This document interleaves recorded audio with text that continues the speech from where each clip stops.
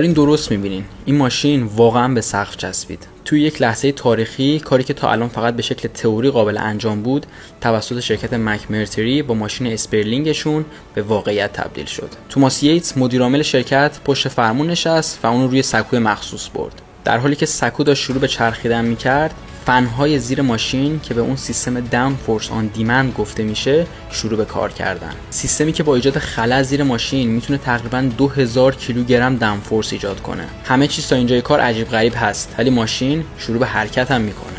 ولی این فقط یک نمایش نبود. پرفورمنس و عملکرد این ماشین هم به شدت قابل تحسینه. اسپرلینگ تونست رکورد پیست تاپ گیر رو 3.1 ثانیه کاهش بده. رکوردی که دست ماشین فرمولا 1 رنو R24 بود.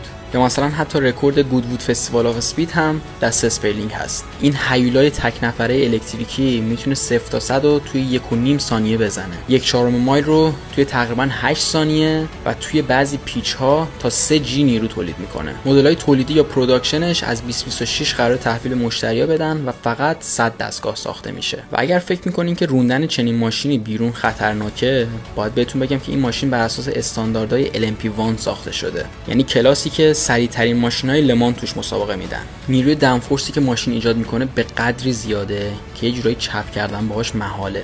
حتی اگه کنترل ماشین رو از دست بدین، با یک ترمز ماشین فوراً متوقف میشه. تیم مکمرتری گفته که امیدواره در آینده بتونه مسافت بیشتری رو به صورت وارونه بره برای به رخ کشیدن داون فورسشون. و البته همین کاری که با اسپرلینگ کردن هم یه برگی رو توی کتاب خودروسازی ورق زد.